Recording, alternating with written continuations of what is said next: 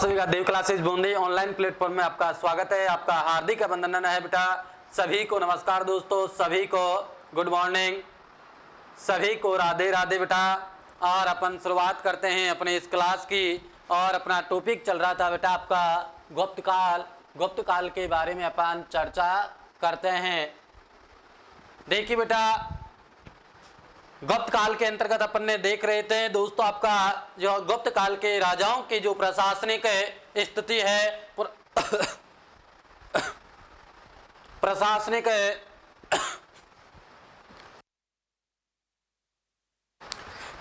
स्थिति के बारे में दोस्तों अपन चर्चा कर रहे थे। उस प्रशासनिक स्थिति में अपन ने देखा कि गुप्त काल की जो प्रशासनिक स्थिति है वो कैसी थी। उसके अंदर ही दोस्तों अपन ने गुप्त काल के अंतर्गत बेटा आपका कि कौन कौन से अधिकारी गुप्त काल के अंतर्गत प्रशासन में अपनी भूमिका निभाते थे,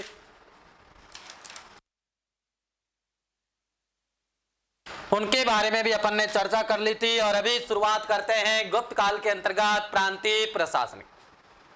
प्रांतीय प्रशासन के बारे में दोस्तों अपन चर्चा करते हैं। आप तैयार हो जाइए दोस्तों। नमस्कार सभी को दोस्तों, राधे राधे। एक बार दोस्तों आप अपने इस क्लास को अपने साथियों को शेयर जरूर कर दीजिएगा, जिससे दोस्तों वो अपने इस क्लास का आनंद और लाभ ले सके। सभी दोस्तों को नमस्कार, राधे राधे बेटा। बहुत अच्छा लग रहा है आपके साथ में लाइव सेशन से जुड़ करके बेटा। तो एक बार आप जरूर इसको शेयर जरूर कर दीजिएगा, जिससे अपन आगे चलते हैं। देखते हैं कौन कौन शेयर करता है, उसके बाद अपन क्लास शुरू करते हैं बेटा। आते हैं अपने क्लास की ओर।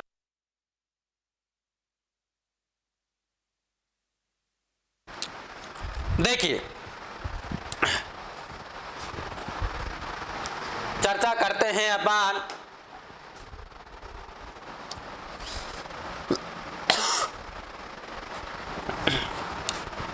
प्रांतीय प्रशासन।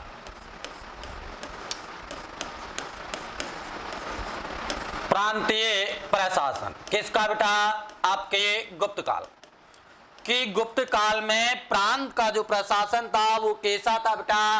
अपन ने अभी तक केंद्रीय प्रशासन के बारे में जानकारी लेते दोस्तों। अब अपन देखते हैं प्रांतीय प्रशासन के बारे में बहुत अच्छी तरीके से, बहुत अंदर से दोस्तों इस टॉपिक के बारे में अपन चर्चा करेंगे। सभी इधर देखने का प्रयास कीजिए और क्लास का आनंद लीजिए बेटा। बहुत मजा आएगा आपको क्लास के अंदर।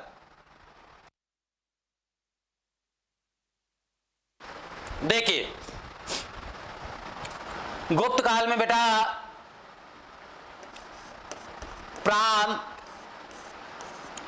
देश और भुक्ति। देखिए, गुप्त काल में बेटा प्रांत को ही देश कहा जाता था और देश को ही भुक्ति कहा जाता था। यानी कि प्रांत को देश और प्रांत को ही भुक्ति के नाम से जाना जाता था। देखिए बेटा, इनके हमें अधिकारियों के नाम प्राप्त होते हैं कि कौन से अधिकारी इसके प्रमुख होते थे। एक बार इधर देखने का प्रयास कीजिए। देख रहे बेटा, आपका जो प्रांत या देश या भुक्ति का जो प्रमुख है, अध्यक्ष या प्रांतपति होता था, उसको दोस्तों आपके गुप्त काल में उपरेक के नाम से जाना जाता था। किस नाम से बेटा? उपरेक के नाम से जाना जाता था। आगे अपन चर्चा करते हैं दोस्तों कि प्रांत के बाद में आपके गुप्त काल में विषय नाम की इकाई होती थी। और दोस्तों इसका प्रमुख आपका कुमारा मात्य, ध्यान देना बेटा, कुमारा मात्य या विषय जो आपकी इकाई होती थी, इसका प्रमुख दोस्तों आपके कुमारा मात्य या विषयपति के नाम से जाना जाता था। किस नाम से बेटा? कुमारा मात्य या विषयपति के नाम से इसके प्रमुख को जाना जाता था। नमस्कार दोस्तों, आप सभी का बहुत बहुत स्वागत है आपका देव क्लासेज ऑनलाइन पाठशाला के अंदर। दोस्तों बहुत आनंद आ रहा है दोस्तों आपके साथ में लाइव सेशन से जुड़कर बेटा। बहुत अच्छा लग रहा है। बहुत बहुत स्वागत है बेटा आपका। सभी को नमस्कार, सभी को राधे राधे बेटा। देखते हैं आगे अपन चलते हैं कि प्रांतीय प्रशासन अपन गुप्त काल के बारे में चर्चा कर रहे हैं। इसके अंदर बेटा कि गुप्त काल में प्रांत को ही देश कहा जाता था और प्रांत को ही भुक्ति कहा जाता था। यानी कि गुप्त काल में प्रांत, देश और भुक्ति के प्रमुख को क्या कहा गया है? औपरिक कहा गया है।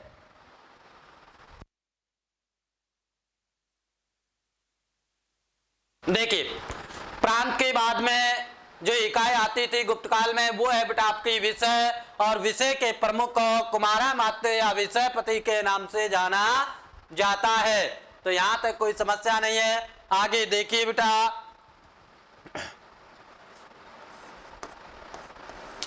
आगे जो आपकी इकाई आती है वो है बेटा विधि, और विधि के बाद में पैठ, और पैठ के बाद में बेटा गांव। ये आपके गुप्त काल में कुछ प्रमुख इकाइयां थी जो आपका प्रांतीय प्रशासन इस प्रकार विभाजित था। यह प्रांतीय प्रशासन आपका इन भागों के अंदर विभाजित था। देखिए बेटा, गांव जो होता था, गांव का अध्यक्ष समय 2 या 3 नाम इसके नाम हमें प्राप्त होते हैं। कौन कौन से बेटा देख लीजिए, बहुत आनंद आएगा। एक बार इधर देखिए, ब्लैक बोर्ड की तरफ देखिए कि ग्राम के अध्यक्ष को या प्रमुख को क्या कहा जाता था गुप्त काल के अंतर्गत। देखिए बेटा, अष्ट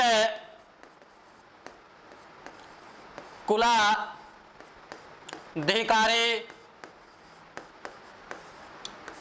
कि गुप्त काल में ग्राम के प्रमुख को अष्ट कुलाधिकारी कहा जाता है। ग्रामिक और महत्तर भी कहा जाता है। ग्रामिक और महत्तर,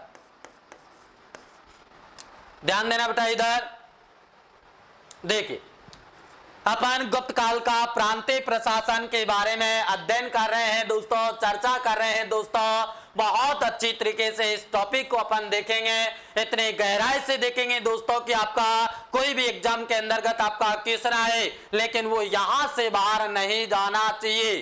तो इसलिए आपको ध्यान देना होगा दोस्तों, बहुत महत्वपूर्ण टॉपिक है। यानी कि प्रशासन से गुप्त काल में से आपका क्वेश्चन आता है। एक तो आपका प्रशासन, एक आपका राजस्व, और एक आपका दोस्तों गुप्त काल की कला और संस्कृति। यहां से दोस्तों आपका क्वेश्चन उठ करके एग्जाम के अंदर आपके सामने होता है। तो थोड़ा विशेष रूप से ध्यान देना बेटा, बहुत महत्वपूर्ण टॉपिक है और मजा आएगा। बहुत अच्छे टॉपिक को अपन दोस्तों देख रहे हैं, तो एक बार इधर देखने का प्रयास कीजिए। नमस्कार बेटा, नमस्कार, राधे राधे, आपका स्वागत है दिव्य क्लासेज ऑनलाइन पाठशाला में। दोस्तों अपन चलते हैं गुप्त काल के प्रांतीय प्रशासन की ओर। देखिए, मजा लेते हैं इस टॉपिक का, आनंद लेते हैं इस टॉपिक का। एक बार इधर देखने का प्रयास कीजिए। देखिए बेटा, गुप्त काल में प्रांतीय प्रशासन के अंतर्गत प्रांत था। यानी कि प्रांत को ही क्या कहा गया है? देश कहा गया है गुप्त काल में, और देश को ही भुक्ति के नाम से जाना जाता है। कई बार आपका क्वेश्चन आया है कि गुप्त काल में भुक्ति नाम किसे दिया गया है या भुक्ति नाम से किसको जाना जाता है। ध्यान देना, कई बार आपका एग्जाम में क्वेश्चन आया है, हजारों बार, करोड़ों बार ये क्वेश्चन आपका आ चुका है दोस्तों। यहां से लेकर ये लाइन यहां तक बहुत अच्छी लाइन है, बहुत अच्छे आपके शब्द है। एक बार इधर देखिए बेटा, इस प्रांत, इस देश, इस भुक्ति के प्रमुख को गुप्त काल में क्या कहा गया? उपरिक कहा गया। क्या कहा गया बेटा? उपरिक कहा गया। मेरे साथ साथ आप भी बोला करो दोस्तों, इसलिए आपको याद हो जाएगा। ध्यान देना, दोबारा जब आप पढ़ोगे तो इतने गहन अध्ययन से आपको पढ़ने की जरूरत नहीं होगी। यदि आप अभी साथ साथ मेरे आप बोलते जाओगे, पढ़ते जाओगे, तो दोस्तों साथ के साथ में आपको याद भी होता जाएगा। देखिए बेटा, प्रांत को ही गुप्त काल में विषय नामक इकाई में बांटा गया। प्रांत के बाद में जो प्रशासन की इकाई होती थी, कौन सी थी? विषय। विषय के अध्यक्ष को दोस्तों आपके गुप्त काल में कुमारामात्य या विषयपति के नाम से जाना जाता था। विषय जो इकाई थी उसके प्रमुख को आपके गुप्त काल में किस नाम से जाना गया है दोस्तों?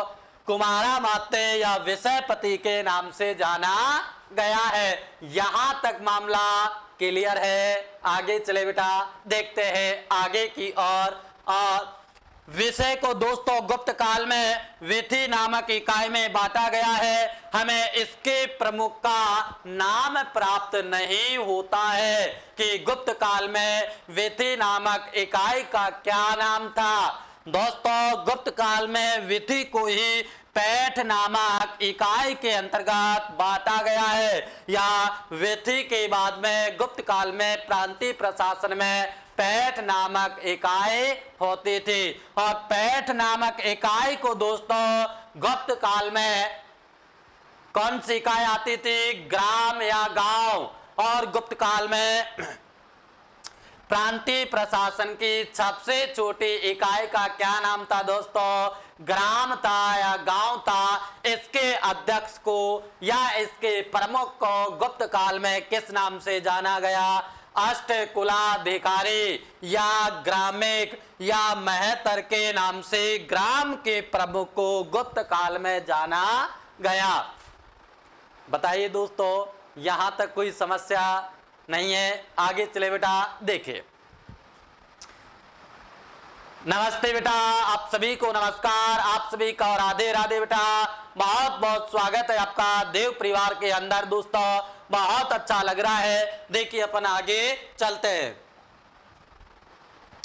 आगे दोस्तों देखिए, इसके इनके बारे में कुछ वर्णन अपन देखते हैं क्या है और क्या नहीं है। देखिए बेटा, गुप्त काल में भुक्ति को ही, ध्यान देना बेटा, गुप्त काल में भुक्ति को ही देश या अवनि कहा गया है। क्या कहा गया है बेटा? कि गुप्त काल में भुक्ति जो था, अभी आया था अपन ने कि प्रांत को भुक्ति कहा जाता है। दोस्तों इसी को गुप्त काल में देश या अवनि के नाम से जाना गया है। कई बार आपका क्वेश्चन भी आया है, तो इस लाइन को थोड़ा ध्यान से देखना। बहुत अच्छी लाइन है जो आपकी एग्जाम में आने लायक है। देखिए आगे अपन चर्चा करते हैं इस पर। इसका मतलब भुक्ति पर या अवनि पर। भुक्ति पर गुप्ता का शासन होता था या गुप्ता नाम का अधिकारी शासन करता था।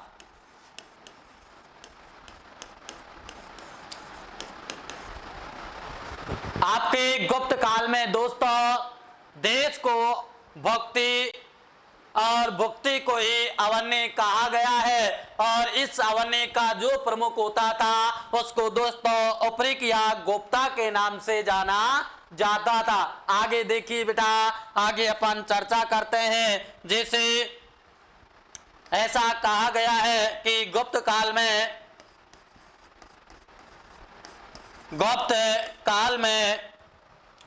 इस पद पर राज परिवार के व्यक्तियों को ही नियुक्त किया जाता था। ध्यान देना, राज परिवार के व्यक्तियों को ही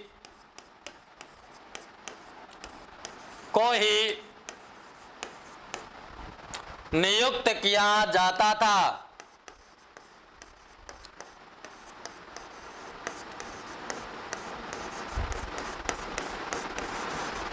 ध्यान देना, भुक्ति का जो प्रमुख होता था बेटा उसको गुप्त काल के अंतर्गत इस पद के लिए राज परिवार का व्यक्ति ही निश्चित किया जाता था। या राज परिवार का व्यक्ति दोस्तों आपके इस पद के लिए योग्य था। इसके अलावा किसी भी व्यक्ति को इस पद पर नियुक्त नहीं किया जाता था। ध्यान देना, बहुत महत्वपूर्ण है, कई बार आपसे पूछा गया है। तो देखिए दोस्तों आगे अपन चलते हैं। देखिए आगे अपन चर्चा करते हैं कि विषय के प्रमुख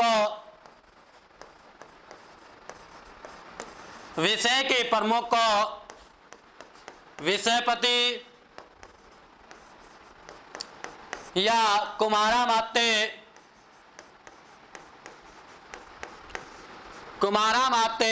कहा जाता था। और जिसके कार्यालय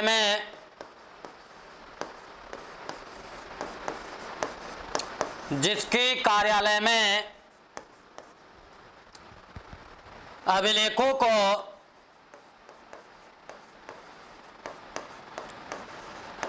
सुरक्षित रखने के लिए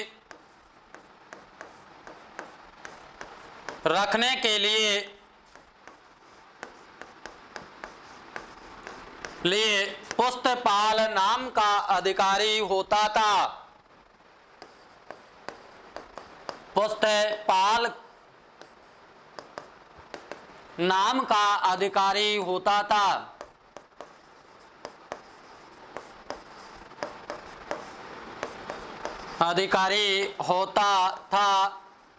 देखिए बेटा, एक बार इधर देखने का प्रयास कीजिए, बहुत आनंद आएगा। सभी को नमस्कार दोस्तों, सभी को राधे राधे। आपका स्वागत है देव परिवार की ऑनलाइन पाठशाला में। दोस्तों देखिए, अपन आगे चलते हैं। गुप्त काल का प्रांतीय प्रशासन अपन देख रहे हैं बेटा, और प्रांतीय प्रशासन के अंतर्गत दोस्तों अपन देख रहे हैं,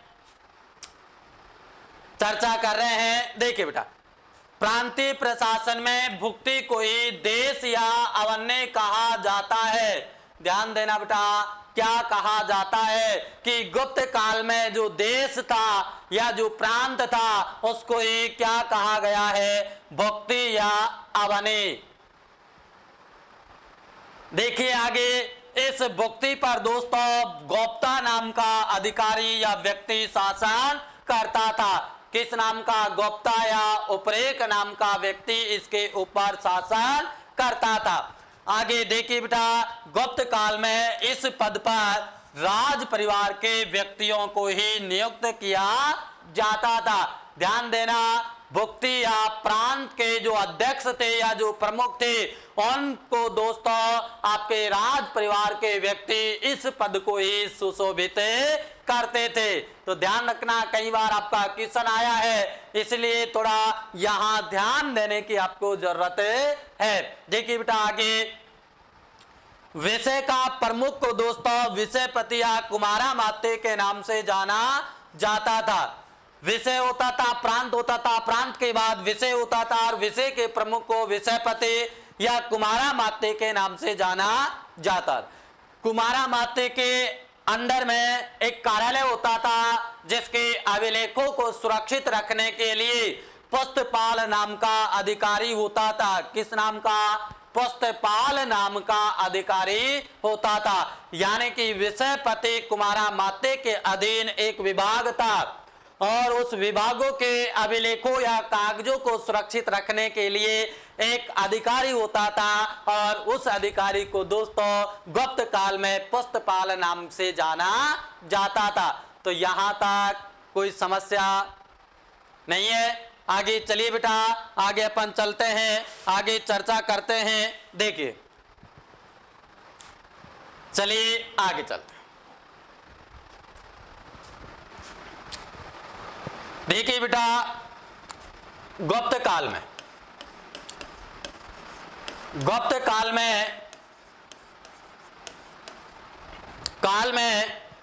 ऋण और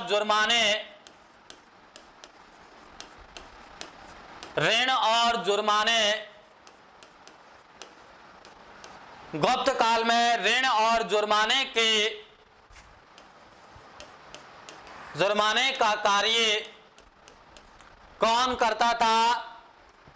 गुप्त काल में ऋण और जुर्माने का जो काम कौन सा अधिकारी करता था? देखिए, साधनिक नाम का अधिकारी ऋण और जुर्माने का कार्य करता था, या इस विभाग का प्रमुख कौन होता था? साधनिक होता था। उसके बाद चर्चा करते हैं दोस्तों। देखिए,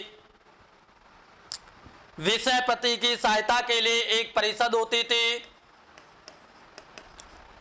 विषय पति की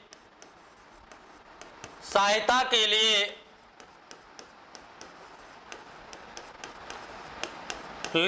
एक परिषद होती थी।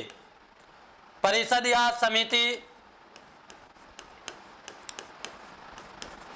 परिषद या समिति होती थी और इसमें बेटा 4 व्यक्ति शामिल होते थे। कितने? इसमें 4 प्रतिनिधि शामिल होते थे।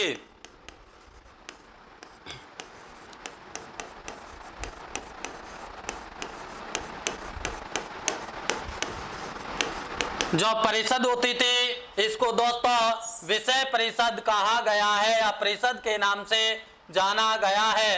देखिए एक विषय परिषद,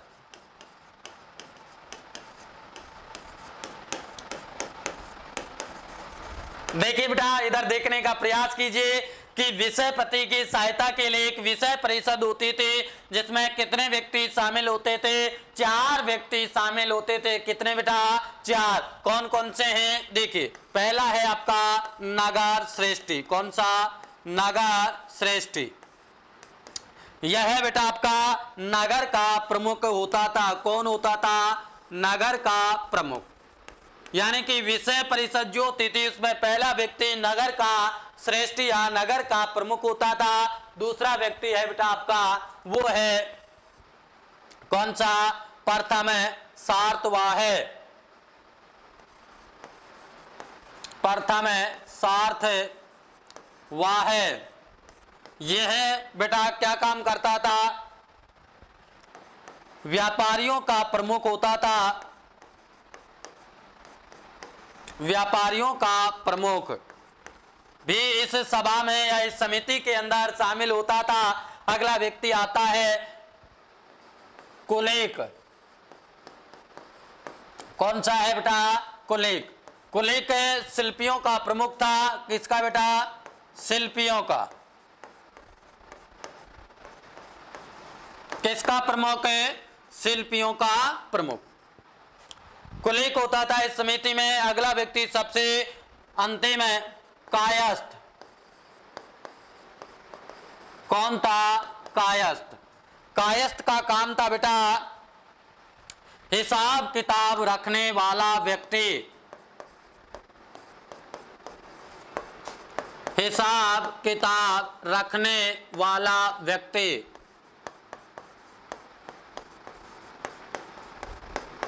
देखिए इधर देखने का प्रयास कीजिए। गुप्त काल का प्रांतीय प्रशासन अपन देख रहे हैं बेटा। बहुत आनंद आएगा, बहुत मजा आएगा इस क्लास के अंतर्गत और बहुत ही ज्यादा गहराई के साथ में दोस्तों अपन अध्ययन कर रहे हैं। आपकी कोई भी एग्जाम हो और उस एग्जाम में यहां से बाहर आपका कोई भी क्वेश्चन नहीं जाएगा। तो एक बार इधर देखने का प्रयास कीजिए मेरे लाडलो और क्या आनंद आता है आपको। देखिए गुप्त काल में ऋण और जुर्माने का जो काम करता था किस नाम का अधिकारी? साधनिक नाम का अधिकारी गुप्त काल में ऋण और जुर्माने का काम करता था। आगे देखिए इस शासन के अंतर्गत विषय पति की सहायता के लिए दोस्तों एक विषय परिषद होती थी। क्या होती थी? विषय परिषद। यानी कि विषय पति की सहायता के लिए गुप्त काल में एक समिति होती थी जिसे विषय परिषद कहा गया है। इस सभा में दोस्तों 4 प्रतिनिधि शामिल होते थे। कितने बेटा? 4 प्रतिनिधि या 4 व्यक्ति इस समिति सभा के अंदर चुने जाते थे या नियुक्त किए जाते थे गुप्त काल के अंतर्गत राजा के द्वारा। आगे देखिए कि कौन कौन से वो 4 व्यक्ति आपके हैं। देखिए बेटा सबसे पहले नगर श्रेष्ठी जो आपका नगर का प्रमुख होता था इस विषय परिषद के अंतर्गत शामिल था। किसके अंतर्गत? इस विषय परिषद के अंतर्गत। आगे देखिए कि प्रथम अगला आता है प्रथम सार्थवाह। यानी कि व्यापारियों का प्रमुख भी इसके अंतर्गत या इस परिषद में बेटा शामिल होता था। आगे देखते हैं, एक आता है आपका कुलिक। कुलिक बेटा शिल्पियों का प्रमुख होता था। किस विभाग का? शिल्पियों का प्रमुख होता था। अरे नमस्कार बेटा, नमस्कार, राधे राधे सभी को। दोस्तों आपका स्वागत है देव परिवार की ऑनलाइन पाठशाला के अंतर्गत। बेटा देखिए, अगला जो व्यक्ति आपके विषय परिषद में शामिल था सबसे अंतिम, वो है बेटा कायस्थ। कौन है? कायस्थ। कायस्थ बेटा आपके गुप्त काल में ही ये जाति वर्चस्व में आई था। यह अधिकारी इसी काल के अंतर्गत प्रारंभ माना जाता है और यह आपका हिसाब किताब रखने वाला व्यक्ति था। क्या काम करता था? हिसाब किताब रखने वाला व्यक्ति। तो बोले बेटा, यहां तक मजा आया या नहीं आया? यहां तक समझ में आया या नहीं आया बेटा? बहुत अच्छी तरीके से अपन ने, बहुत अच्छे तरीके से, बहुत अच्छे ढंग से दोस्तों इसका अध्ययन हमने कर लिया। चलिए आगे, अगर आप कहे तो आगे चले बेटा। चलिए बेटा आगे, क्योंकि आपकी आवाज आ जाती है, मैं अंदर ही अंदर आपकी भावनाओं को दोस्तों समझ लेता हूं, इसलिए मैं खुद ही आगे चले देता हूं। देखिए बेटा, चलते हैं आगे। देखिए, गुप्त काल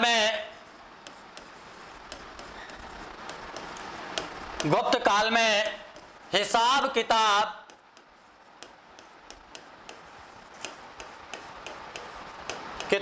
रखने वाले कायस्थ जाति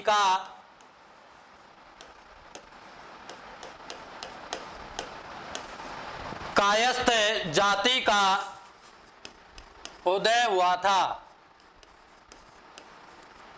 उदय हुआ और इसका कायस्थ शब्द का पहली बार उल्लेख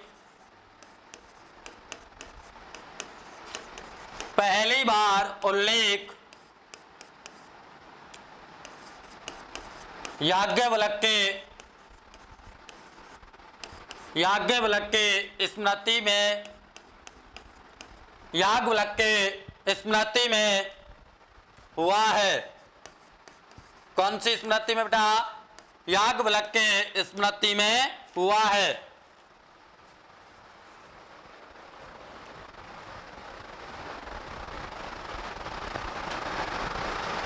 देखिए इधर देखिए बेटा, कि मैंने अभी बता रहा था कि आपकी विषय परिषद में सबसे अंतिम व्यक्ति आपका कायस्थ शामिल था और उसी के बारे में अपन देख रहे हैं बेटा कि यह जाति गुप्त काल में हिसाब किताब का काम करती थी और इस जाति का उदय किस काल में माना जाता है? भारतीय इतिहास में गुप्त काल के अंतर्गत दोस्तों इस जाति में इसका उदय माना जाता है। और दोस्तों कायस्थ शब्द का पहली बार उल्लेख हमें याज्ञवल्क्य के स्मृति के अंतर्गत प्राप्त होता है। कहां पर प्राप्त हो रहा है? याज्ञवल्क्य के स्मृति में इस कायस्थ शब्द का हमें पहली बार उल्लेख मिलता है। यहां तक कोई समस्या नहीं है बेटा? आगे चले।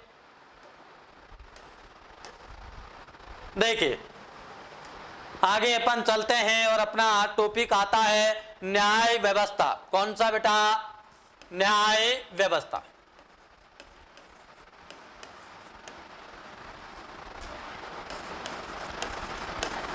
न्याय व्यवस्था। देखिए बेटा कि गुप्त काल में आपकी न्याय व्यवस्था कैसी थी उसके बारे में अध्ययन कर रहे हैं। एक बार सभी ब्लैक बोर्ड की तरफ देखने का प्रयास कीजिए बेटा। देखिए गुप्त काल में, इस काल में सर्वोच्च न्यायाधीश सम्राट होता था। कौन होता था बेटा? सम्राट होता था। यानी कि प्रत्येक काल में जहां पर राजा था, जिस शासन काल में जो राजा होता था बेटा, वही आपका सर्वोच्च न्यायाधीश होता था। देखिए बेटा, इस काल में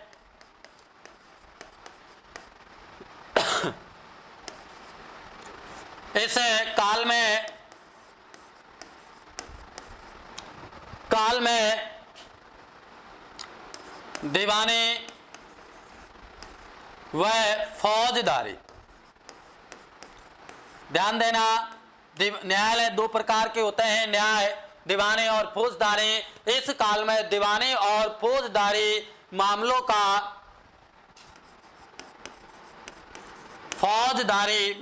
का स्पष्ट विभाजन हुआ। इस काल में दोस्तों आपकी जो न्याय व्यवस्था दो भागों में विभाजित हो गई। दीवानी और फौजदारी न्यायालय का स्पष्ट रूप से विभाजन हमें गुप्त काल के अंतर्गत ही प्राप्त होता है। ध्यान देना कि मौर्य काल में इसकी शुरुआत हो चुकी थी, लेकिन स्पष्ट रूप से किस काल में आकर यह दो भागों में विभाजित हो गया। आपके गुप्त काल के अंतर्गत दोस्तों यह दो भागों के अंदर विभाजित हो गया। देखिए बेटा, आगे अपन देखते हैं कि इस काल में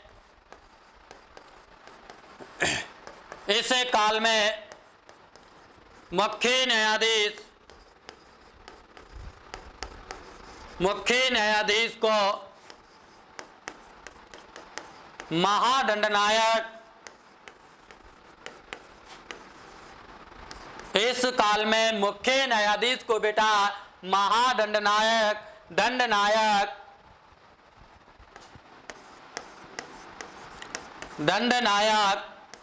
सर्वदंडनायक के नाम से जाना जाता था। सर्वदंडनायक के नाम से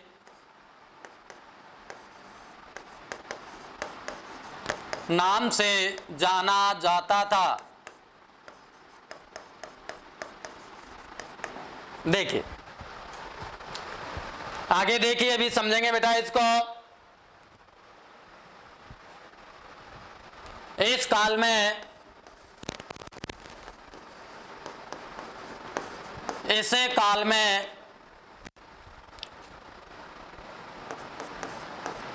व्यापारियों व व्यवसायियों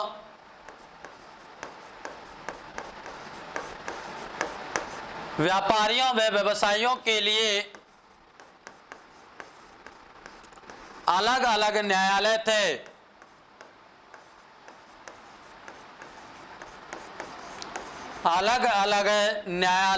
थे। देखिए इधर देखिए बेटा, इधर देखने का प्रयास कीजिए बेटा। बहुत आनंद आएगा, बहुत मजा आएगा, बहुत अच्छी तरीके से दोस्तों अपन इस चीज को देख रहे हैं। देखिए बेटा, गुप्त काल में अपन गुप्त काल की न्याय व्यवस्था के बारे में चर्चा कर रहे हैं दोस्तों। इसमें इस काल में जो सर्वोच्च न्यायाधीश होता था, कौन होता था बेटा? आपका सम्राट होता था। कौन होता था? सम्राट। ध्यान देना, यदि आपसे पूछा जाए कि किस वंश में या किस काल में सर्वोच्च मुख्य न्यायाधीश कौन होता था, तो उस काल का या उस समय का राजा या सम्राट ही सर्वोच्च मुख्य न्यायाधीश होता था। तो ध्यान में रह जाएगा। आगे देखिए, आगे अपन देखते हैं बेटा, आगे चर्चा करते हैं कि इस काल में हमें जो न्यायालय था आपका, वो दीवानी और फौजदारी मामले में इन दोनों न्यायालयों का विभाजन हुआ। इसकी हमें परिणति की शुरुआत मौर्य काल में प्रारंभ हो गए, लेकिन स्पष्ट तौर पर विभाजन हमें कहां पर आकर देखने को मिला? गुप्त काल के अंतर्गत हमें यह विभाजन देखने को प्राप्त हुआ बेटा। तो यहां तक कोई समस्या नहीं है। इस काल में मुख्य न्यायाधीश को बेटा महादंडनायक, सर्वदंडनायक और दंडनायक के नाम से जाना जाता था। इस काल में मुख्य न्यायाधीश को बेटा महादंडनायक, सर्वदंडनायक और दंड नायक नाम से जाना जाता था। देखिए इस काल में व्यापारियों और व्यवसायियों के लिए अलग अलग न्यायाधीश या न्यायालय होते थे। पहला काल है जहां व्यवसायिक और व्यापारियों के लिए अलग अलग न्यायालय थे। यहां तक कोई समस्या नहीं है। देखिए आगे आता है बेटा आपका अगला टॉपिक सैनिक प्रशासन। सैनिक प्रशासन देखिए इसमें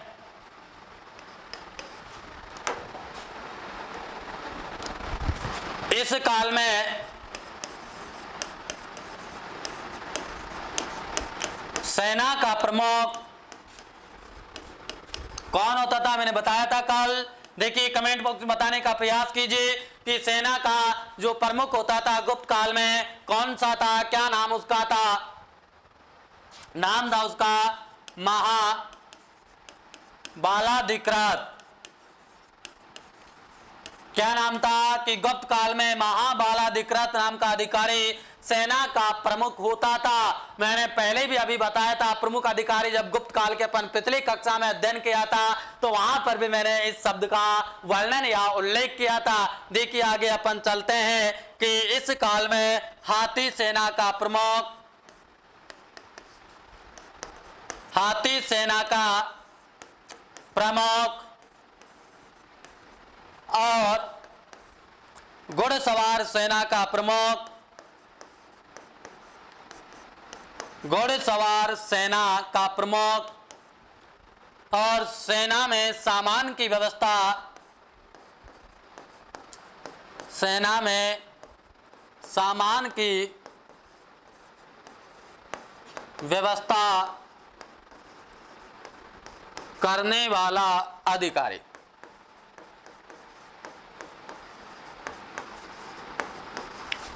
करने वाला अधिकारी। देखिए गुप्त काल में जो हाथी सेना का प्रमुख होता था उसको बेटा महापीलूपति कहा जाता है। क्या कहा जाता है, महापीलूपति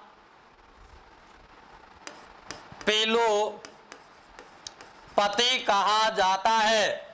गुप्त काल में सेना, हाथी सेना का जो प्रमुख होता था उसको महापीलूपति के नाम से जाना जाता है। किस नाम से दोस्तों, महापीलूपति के नाम से जाना जाता है। आगे देखिए कि घुड़सवार सेना का जो अध्यक्ष था या प्रमुख था उसको बेटा भट्टा सौपति के नाम से जाना जाता है। किस नाम से, भट्टा सौपति के नाम से जाना जाता है। यानी कि गुप्त काल में घुड़सवार सेना का प्रमुख भट्टा सौपति कहलाता था और गुप्त काल में सेना में सामान की व्यवस्था करने वाला अधिकारी क्या कहलाता था, रण भांडागारिक। क्या कहलाता था बेटा, रण भांडागारिक।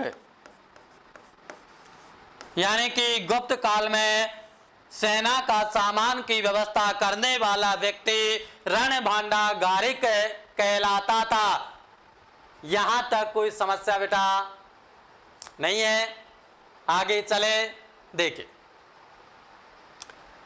दोस्तों आगे अपन देखेंगे गुप्तकालीन समाज, उसके बाद धार्मिक स्थिति, उसके बाद आर्थिक स्थिति और उसके बाद में गुप्त काल के अंतर्गत कला और संस्कृति। हम देखेंगे कि गुप्त काल को कैसे भारत का स्वर्ण काल या भारत का गोल्डन एज या भारत का क्लासिकल एज के नाम से जाना जाता है। मैंने पहले नहीं बताया, आप सोच रहे होंगे कि भारतीय इतिहास में पहला ऐसा वंश है या पहला ऐसा काल है जिसको दोस्तों भारतीय इतिहास में इतिहासकारों ने क्या कहा है, स्वर्ण काल या गोल्डन एज या क्लासिकल एज के नाम से जाना जाता है। हम देखेंगे दोस्तों कि कैसे गुप्त काल को स्वर्ण काल के नाम से जाना गया है। क्या कारण रहा भारतीय इतिहास में कि इतने काल हुए, इतने वंशों ने शासन किया, इतने राजाओं ने शासन किया, लेकिन किसी भी काल को स्वर्ण काल नहीं कहा गया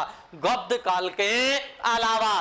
तो ध्यान देना दोस्तों, अपन देखेंगे कि कैसे इतिहासकारों ने आपके गुप्त काल को स्वर्ण काल के नाम से जाना गया है। तो दोस्तों देखते हैं अपन अगली कक्षा के अंतर्गत इसका अध्ययन करेंगे। आज के लिए इतना ही बहुत है दोस्तों। मैं यही कहूंगा कि आप ज्यादा से ज्यादा पढ़ने का प्रयास कीजिए। वो कहते हैं कि आप आप मेहनत करो, सफलता आपके पैर चूमने लग जाएगी। तो दोस्तों आप कर्म करते जाइए, फल की इच्छा कभी मत करिए, क्योंकि आप कर्म करेंगे तो सफलता आज नहीं तो कल, और कल नहीं तो परसों जरूर मिलेगी दोस्तों। तो इसलिए मैं यही कहता हूं कि आप जितना हो सके 8 घंटे, 10 घंटे, 15 घंटे, जितना हो सके लगातार मेहनत करते रहिए दोस्तों। मेरा तो आपसे यही कहना है। अगर कोई भी समस्या आपके होती है तो दोस्तों आप कमेंट बॉक्स में उसको बता दीजिएगा और मैं उसका सॉल्यूशन जरूर कर दूंगा। तो साथियों सभी को नमस्कार, सभी को बहुत बहुत धन्यवाद दोस्तों, सभी को राधे राधे। मिलते हैं कल इसी जोश और इसी जुनून के साथ। तैयार रहेगा 12 से लेकर के 1 बजे दोपहर में आपकी भारतीय इतिहास की जो लाइव सेशन क्लास चलती है, उस क्लास में दोस्तों आप सभी का स्वागत है, सभी का हार्दिक अभिनंदन है दोस्तों। मैं एक बार फिर पुनः आप सभी को नमस्कार करता हूं। मिलते हैं कल दोस्तों इसी समय।